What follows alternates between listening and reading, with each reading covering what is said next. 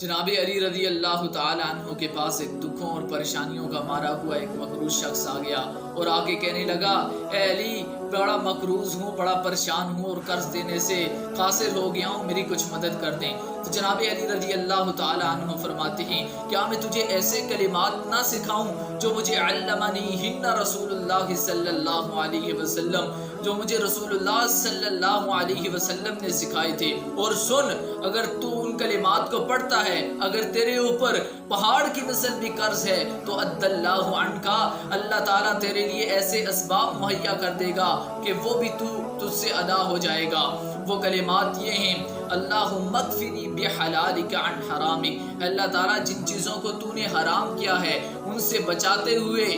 اپنی حلال کردہ چیزوں کو میرے لیے کافی کر دے۔ وَأَغْنِنِي بِفَضْلِكَ عَمَّنْ سِوَاكَ، اور اپنے سوا مجھے ہر کسی سے بے نیاز کر دے۔